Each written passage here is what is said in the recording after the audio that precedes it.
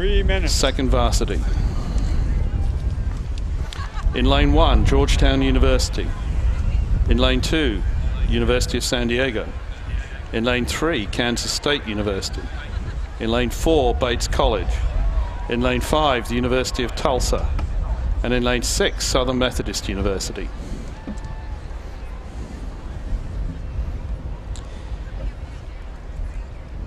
And 3 of these crews, Southern Methodist University, the University of Tulsa, and Kansas State University, now find themselves in the same rowing conference. It's an expanded Conference USA conference, which incorporates schools not just from Conference USA, but from the Big 12 and the Southeast Conference.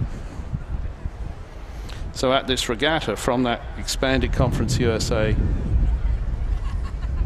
rowing conference, we have Southern Methodist, Tulsa, Kansas State, Oklahoma.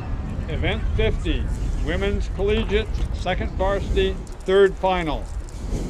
Georgetown, University of San Diego, Kansas State, Bates College, Tulsa, Southern Methodist University. And the other crew here in that part of that Conference USA, expanded Conference USA, is Alabama. So big representation from that expanded Conference USA rowing conference at this regatta.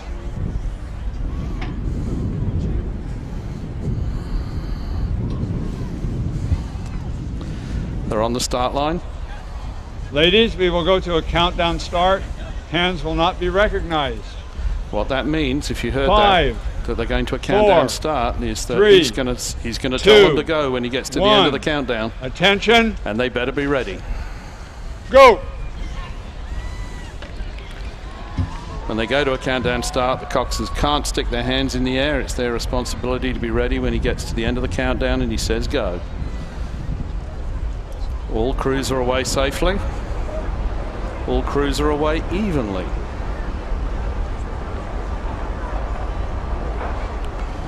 This is the third final of the Women's Cal Cup.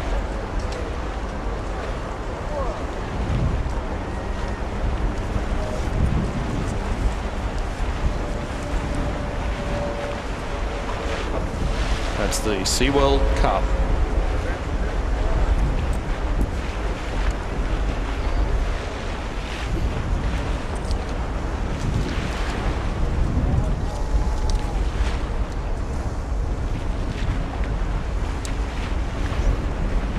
You can see on the Jumbotron, you can see the conditions down there on the start, and they're not the best. You can see the way the chop really sitting up there. What that means is that at the release of the blade from the water, the athletes are really going to have to concentrate on tapping the blades down and getting the blades clear on the recovery before the next catch. And at the moment, it looks like the crew from University of San Diego, who might have grabbed the lead of about a canvas. We're looking at Kansas State there.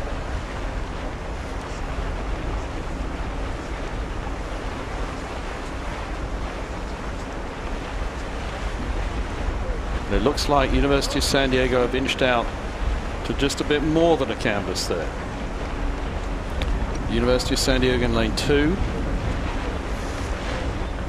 Closely shadowed on either side by Kansas State and by Georgetown.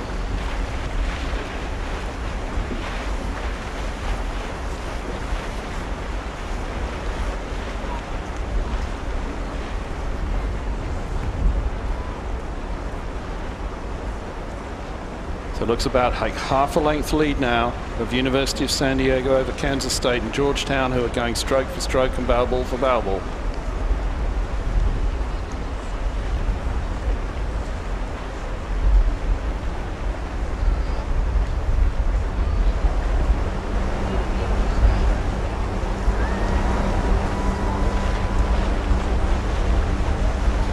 They're now in the middle of the second 500.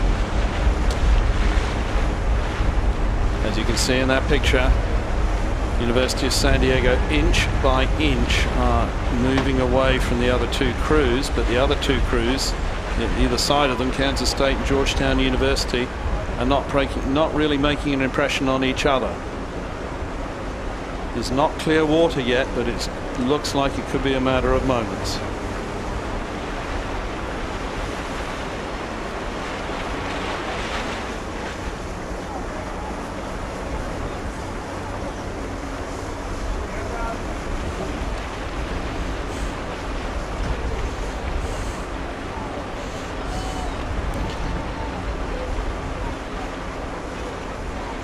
And to their great credit, Kansas State University, I beg your pardon, are just not letting the University of San Diego get away from them.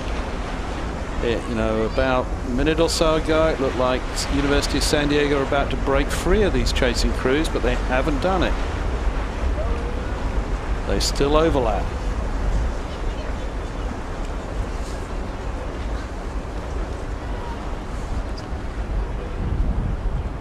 So looking down the course,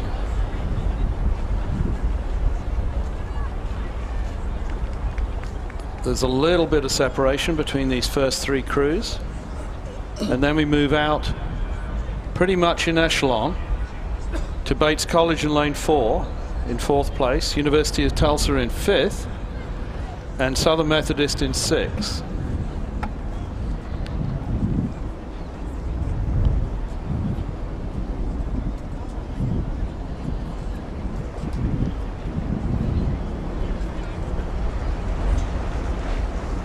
Looks like University of San Diego might finally have broken free as we come down to the second half of the third 500. They're still being chased by Kansas State, and Georgetown is still gamely on their tail in lane 1. Kansas State look like they might be about to become under some sort of pressure from Bates, but Bates are going stroke for stroke with Tulsa out in lanes 4 and 5.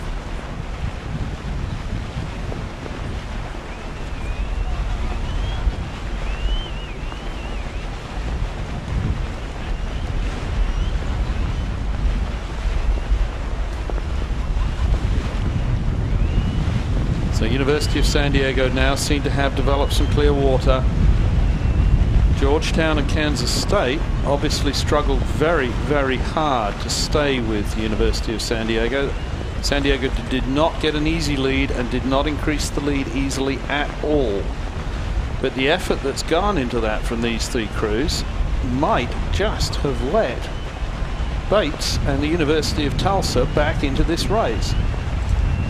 Because as we come down into the last 500 and approach the 250 meters to go mark, it's Bates and the University of Tulsa who seem to be putting the moves on Kansas State and Georgetown.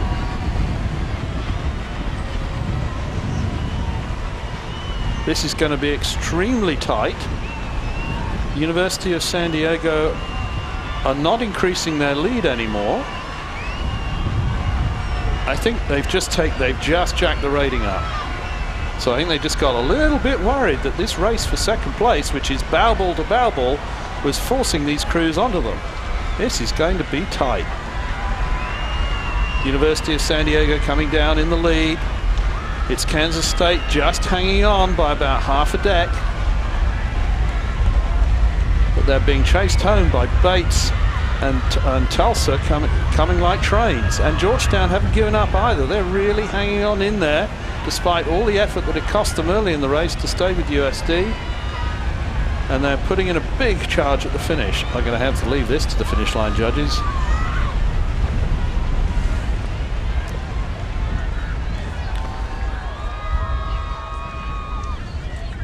I'm going to have to leave that to the judges who are right on the line.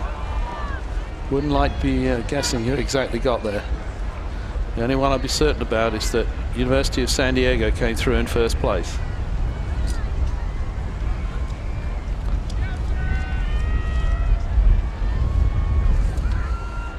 Here we go, we see them coming through the line. And I think it finished pretty much on echelon with Kansas State, then Bates, then Tulsa. But very, very close, very, very well rowed. That was a gutsy race. That was a gutsy race from USD to keep it going when they weren't making easy inroads on the other crews. It was a gutsy race from Georgetown and Kansas State to hang on to University of San Diego and spend spent a lot of their energy early in the race, and it was a gutsy race by Bates and Tulsa to be patient and know that they were going to be able to come home strong at the end. Next race up is the men's junior petite.